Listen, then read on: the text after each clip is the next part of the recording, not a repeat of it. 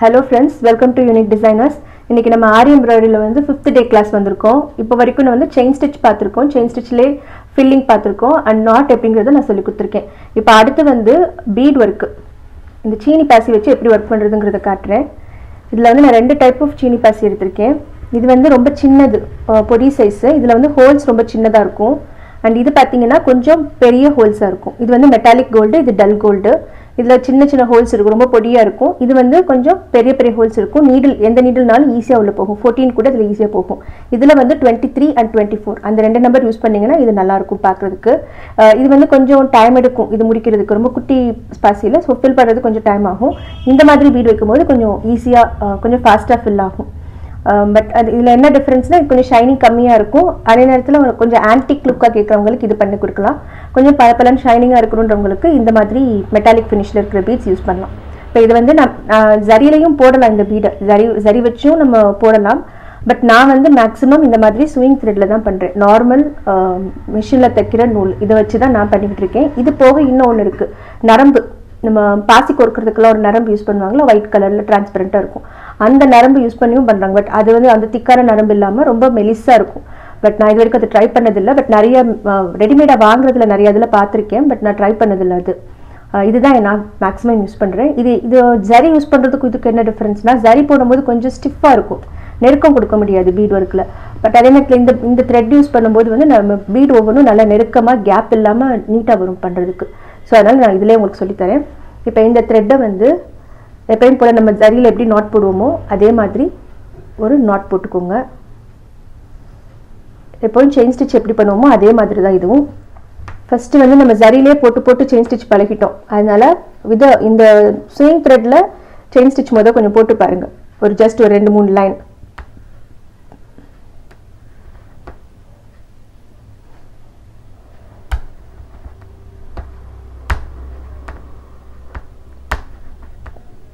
Not பண்றது, இந்த long stitch, short stitch எல்லாமே இந்த த்ரெட்ல ஒரு தடவை ப்ராக்டிஸ் பண்ணிட்டு அதுக்கப்புறமா பீட் எடுக்க ஆரம்பிக்கலாம். இப்போ நான் ஃபர்ஸ்ட் ஒரு லைன் செயின் போட்டுட்டேன். இதே மாதிரி நீங்களும் ஒரு தடவை செயின் போட்டு பழகிட்டு அதுக்கப்புறமா பீட் எடுக்கணும். இப்போ இதில் பீட் எப்படி கோர்க்கிறதுங்கிறத காட்டுறேன். ஃபர்ஸ்ட் இந்த பெரிய பீட் வச்சு செஞ்சு காட்டுறேன். இப்போ நீடில் வந்து ஹூக் நம்ம பக்கம் இருக்கணும், அதாவது லெட்டர்ஸ் டியூலிப்ன்ற வேர்ட் நம்ம பக்கம் இருக்கணும். இந்த பாசியோட ஹோல்ல நீடில் வச்சுட்டு இந்த மிடில் ஃபிங்கர் இருக்கு இல்லையா, இதை வச்சு இந்த பீடை வந்து இப்படி மேலே தள்ளி விடணும். இதே மாதிரி 2 பீடு 3 பீடு அது உங்களோட ஸ்பீடு பொறுத்து. ஃபர்ஸ்ட் பண்ணும்போது 2 பீடு எடுத்துக்கோங்க. இந்த 2 பீடு எடுத்துட்டு இந்த விரல் வச்சு இந்த மிடில் ஃபிங்கர் வச்சு இதை பிடிச்சிட்டே இருக்கணும். ஃபர்ஸ்ட் செயின் போட்டுடலாம். இப்போ வந்து இந்த செயினை வந்து இந்த ஹூக் வச்சு ஸ்ட்ரைட்டா பிடிச்சிக்கணும், கிராஸா இல்லாம ஸ்ட்ரைட்டா, அதாவது த்ரெட்டும் இந்த நீடலும் ஸ்ட்ரைட்டா இருக்கணும். அப்புறம் ஒரு பீடை உள்ள விட்டுட்டு இந்த விரல் வச்சு உள்ள தள்ளி விட்டுட்டு அதுக்கப்புறம் மறுபடியும் கீழே வச்சு இந்த பீட் முடிகிற இடத்துல ஒரு செயின்.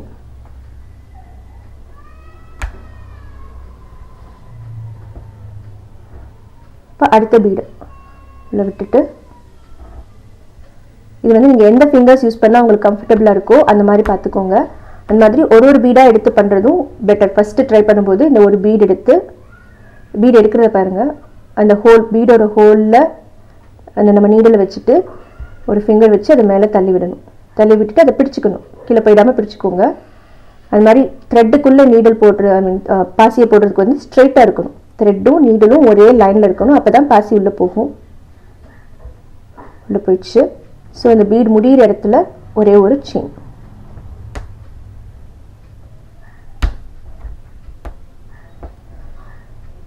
இது வந்து அடுத்தடுத்து நெருக்கமாக வைக்கிறதுக்கான டெக்னிக். இது நீங்கள் நல்லா ப்ராக்டிஸ் பண்ணிட்டீங்கன்னா ஒரே நேரத்தில் நிறையா பீட் எடுத்துக்கலாம். நீடில் எவ்வளோ பிடிக்குதோ அந்த அளவுக்கு நீங்கள் பீட் எடுத்துக்கலாம். டியூலிப் நீடில் வந்து 6 or 7 பீட்ஸ்க்கு மேலே ஏறாது. இதே இது நீங்கள் அந்த கொடைக்கம்பி நீடில் யூஸ் பண்ணிங்கன்னா அதில் இன்னும் நிறையா பீட்ஸ் ஏறும். பட் அதுக்கு நிறையா ப்ராக்டிஸ் வேணும். பட் இதில் வந்து 6 or 7 பீட்ஸ் ஏறும்.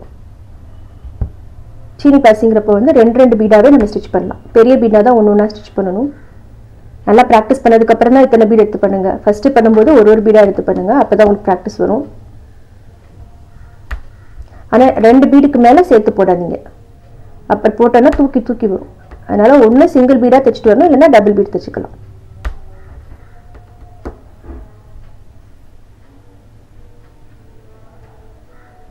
இப்போ இதே லைனில் நான் அந்த குட்டி பாசி வச்சு காட்டுறேன் பாருங்க. இந்த பீடில் வந்து ஹோல்ஸ் ரொம்ப சின்னதாக இருக்கும், பார்த்தீங்கன்னா டிஃப்ரென்ஸ் தெரியும். இதுவும் அதே மாதிரி தான், பட் இதுக்கு வந்து 23 இல்லைன்னா 24 நீடில் யூஸ் பண்ணிக்கலாம்.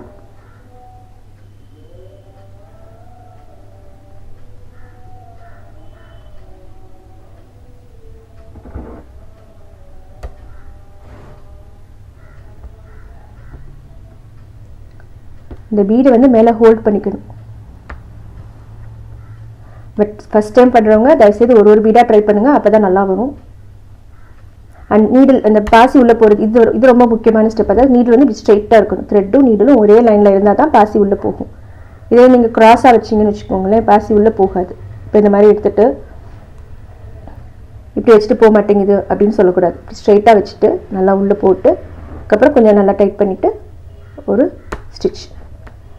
இதுதான் பீட் வைக்கிறதுக்கான டெக்னிக்கு. இதில் வந்து நான் ரவுண்ட் பீட் யூஸ் பண்ணியிருக்கேன், நிறையா ப்ளவுஸில் பார்த்துருப்பீங்க. அந்த மாதிரி பீட் வைக்கிறீங்கன்னா ஒரு பீடாக வச்சு தைக்கணும், 2 பீட்லாம் சேர்த்து வைக்கக்கூடாது. எப்பயும் போல் நாட் போட்டுக்கணும். ஸோ ஃபர்ஸ்ட் வந்து நீங்கள் த்ரெட்டில் எப்படி செயின் ஸ்டிச், அதாவது ஸ்விங் த்ரெட்டில் எப்படி செயின் ஸ்டிச் போடுறதுங்கிறத ஒரு தடவை ப்ராக்டிஸ் பண்ணிவிட்டு அதுக்கப்புறமா இந்த பீடு வச்சு ட்ரை பண்ணுங்கள். இப்போ இதிலே வந்து இன்னும் டிஃப்ரெண்ட்டாக பண்ணலாம் அப்படின்னா சரி வச்சு பண்ணும்போது இன்னொரு எஃபெக்ட் கொடுக்கலாம். அதை நான் செஞ்சு காட்டுறேன் பாருங்கள். இப்போ நான் சரியில் போடுறேன். இது வந்து ஒரு 3 பீடு எடுத்திருக்கேன். 3 பீடு போட்டுட்டு ஒரு ஸ்டிச் போட்டுக்கணும். போட்டுட்டு அதுக்கப்புறம் பிளெயினாக ஒரு ஸ்டிச் 1 2 கூட போட்டுக்கலாம். நான் இப்போ மறுபடியும் 3 ஸ்டிச் போட்டிருக்கேன். இதுக்கப்புறம் மறுபடியும் ஒரு 3 பீடு.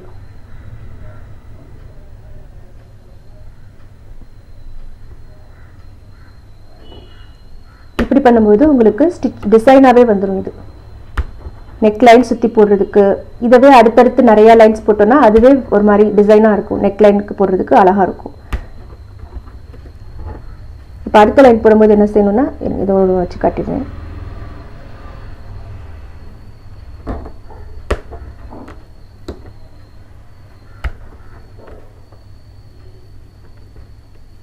இப்போ அடுத்து போடும்போது கொஞ்சம் போல் கேப் விட்டுட்டு ஃபஸ்ட்டு இந்த பாசி இருக்கிற இடத்துல ஒரு 3 செயின் போட்டுட்டு இதில் எங்கே கேப் இருக்கோ அந்த இடத்துல நம்ம பீடு வச்சுக்கலாம்.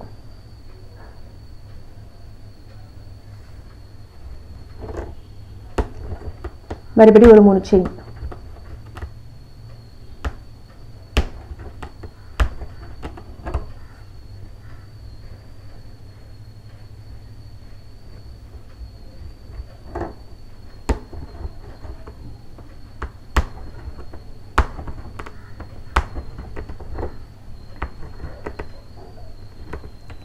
இது மாதிரி ஒரு 4 லைன் போட்டோம்னா இதுவே ஒரு நெக் லைனுக்கு டிசைன் ஆகிடும். சிம்பிளாக நீட்டாக அழகாக இருக்கும். இதே ஒரு இந்த மாதிரி இது ஒரு 2 லைன் போட்டிருக்கோம். இந்த மாதிரி இன்னும் 2 லைன் போட்டோம்னா நெக் சுற்றி ஒரு 1/2 இன்ச்சுக்கு ஒர்க் பண்ண மாதிரி ரொம்ப அழகாக இருக்கும். இது கைக்குமே அது ஒரு பார்டர் லைனாக போட்டு ஃபினிஷ் பண்ணலாம். இது ஒரு டைப்பு. அடுத்து லீஃபில் எப்படி பீட் போடுறதுங்கிறது பார்ப்போம். இப்போ இந்த இடத்துல ஒரு லீஃப் போட்டு வரைகிறேன்.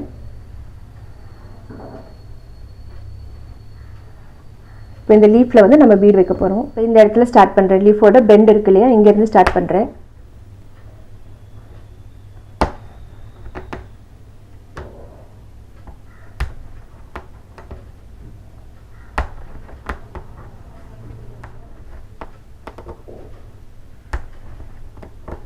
எப்பயுமே லீஃபில் வந்து அந்த ஷார்ப்னஸ், நம்ம சரியிலே ஷார்ப்னஸ் பார்த்தோம் இல்லையா, அதே மாதிரி பீட் வைக்கும்போதும் அது ஷார்ப்பாக வரணும்.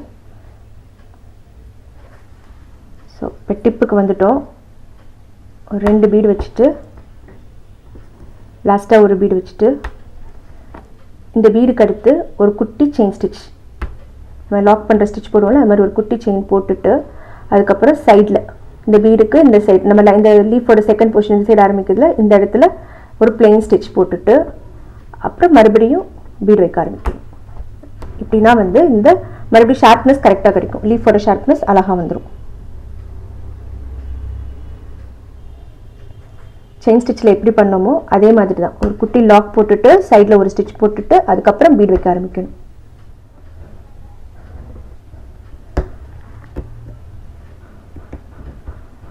ஸோ முடிஞ்சிடுச்சு.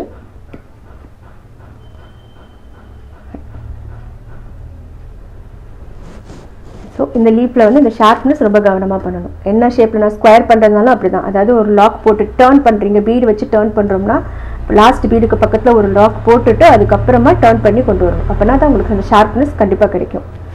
அடுத்தது ஒரு ஸ்டோன் சுற்றிட்டு அதை சுற்றி பீடு வைப்போம். இப்போ இங்கேருந்து ஒரு குந்தன் ஸ்டோன், திலகம் ஷேப் குந்தன் ஸ்டோன் ஒட்டியிருக்கேன். நம்ம இந்த லீஃப் போடும்போது பார்த்தீங்கன்னா இந்த ரவுண்ட் போர்ஷன்லேருந்து ஸ்டார்ட் பண்ணோம். பட் அதே ஸ்டோன் சுற்றி பண்ணும்போது வந்து நான் மேக்ஸிமம் இப்படி தான் ஸ்டார்ட் பண்ணுவேன். இந்த இடத்துல இந்த டிப், அதாவது லீஃபோட டிப், இது வந்து லீஃப் மாதிரி தானே இந்த ஸ்டோனு. ஸோ இதோட டிப்பில் இருந்து நான் ஸ்டார்ட் பண்ணுவேன். இங்கேருந்து ஆரம்பிச்சு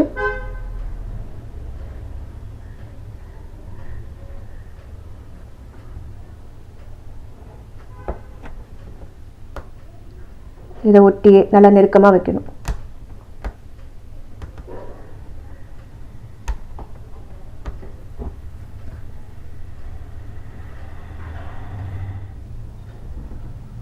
இந்த எண்டுக்கு வரும்போது இந்த மாதிரி இருக்கணும். அதாவது ஏற்கனவே ஒரு பீடு இங்கே ஸ்டார்ட் பண்ணும் இல்லையா, அதை விட ஒரு பீடு மேலே, அப்போ தான் ஷார்ப்னஸ் கிடைக்கும்.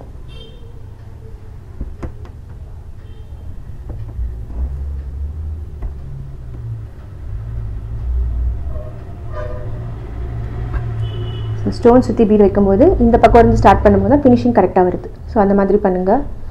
அப்புறம் இது கண்டிப்பாக இன்றைக்கி எல்லாருமே ப்ராக்டிஸ் பண்ணுங்கள். நிறைய பேர் வந்து சில்க் த்ரெட்டில் பண்ணுறதுக்கு கேட்டுகிட்டே இருக்கீங்க. பட் சில்க் த்ரெட்டை வந்து நான் எப்போயுமே வந்து அட்வான்ஸ் லெவலில் தான் வச்சுக்குவேன். ஸோ ஃபஸ்ட்டு பேசிக்கில் நம்ம என்னென்ன பண்ண முடியும் அப்படிங்கிறத இப்போ ஃபஸ்ட் கொஞ்ச நாள் பார்ப்போம். இதெல்லாம் முடிச்சுட்டு அதுக்கப்புறம் சில்க் த்ரெட் வச்சு போடுவோம். ஒரு ஸ்டெப்பாக போகிற மாதிரி வச்சுக்கலாம். இப்போ வந்து நீங்கள் நிறைய பேர் வந்து இது அனுப்பிச்சிருக்கீங்க, வாட்ஸ்அப்பில் செயின் ஸ்டிச் போட்டு அனுப்பிச்சிருக்கீங்க, சிக்ஸாக் போட்டு அனுப்பிச்சிருக்கீங்க, கட் ஒர்க் ரொம்ப சூப்பராக பண்ணியிருக்கீங்க நிறைய பேர். அதையும் ஒரு வீடியோ பண்ணணும், கொஞ்சம் டைம் இருக்கும்போது பண்ணுறேன் அது. அண்ட் செயின் ஸ்டிச்சை வந்து தயவுசெய்து நல்லா ப்ராக்டிஸ் பண்ணுங்கள் எல்லோரும். அதை முடிச்சுட்டு அதுக்கப்புறம் தான் அடுத்ததுக்கு போகணும். நல்லா இது வந்து இந்த ஃபினிஷிங் வரணும், அந்த சுருக்கம் இல்லாமல், ஹோல்ஸ் இல்லாமல். துணியில் ஹோல்ஸ் விழுகுதுன்னு நிறையா சொல்கிறீங்க. அது வந்து இதான் நீங்கள் ரொம்ப இழுத்து டைட்டாக போட்டிங்கனாலும் ஹோல்ஸ் விழுகும், ஃப்ரேம் லூஸாக இருந்தாலும் அந்த மாதிரி ஆகும். ஸோ கொஞ்சம் ரிலாக்ஸ்டாக நீட்டாக இந்த செயின் ஸ்டிச் வந்து பக்காவாக உங்களுக்கே சாட்டிஸ்ஃபை ஆகிற மாதிரி நான் நல்லா பண்ணியிருக்கேன், எனக்கு சூப்பராக வந்துருச்சு அப்படின்னு உங்களுக்கு தோன்றப்போ அடுத்த ஸ்டெப்பு நீங்கள் போங்க. பட் நம்ம வீடியோஸ் எல்லாம் நீங்கள் ரெகுலராக பார்த்துட்டே இருங்க. பட் இதை முடிச்சுட்டு அடுத்ததுக்கு வந்தீங்கன்னா தான் உங்களுக்கு ஈஸியாக இருக்கும். அப்புறம் வேறு அதை ப்ராக்டிஸ் பண்ணிகிட்டே இருங்க. நானும் டைம் கிடைக்கும் போதெல்லாம் உங்களுக்கு அடுத்தடுத்து வீடியோஸ் போட்டுகிட்டே இருக்கேன். இப்போ இந்த பீட்ஸ் பற்றி கொஞ்சம் டீட்டெயில்ஸ் சொல்லிடுறேன். ஏற்கனவே சொன்னது தான் அந்த இன்ட்ரக்ஷன் வீடியோவில் சொல்லியிருக்கோம். பட் இன்னொரு தடவை சொல்லிடுறேன். இது வந்து மெட்டாலிக் கோல்டு அண்ட் இது வந்து dull gold. 2 type of beads இருக்குது. இது போக ஆன்டிக்கும் இருக்குது. ஆன்டிக் பீட்ஸ் அன்றைக்கி காட்டியிருக்கேன், நான் அதுவும் பார்த்துருக்கீங்க.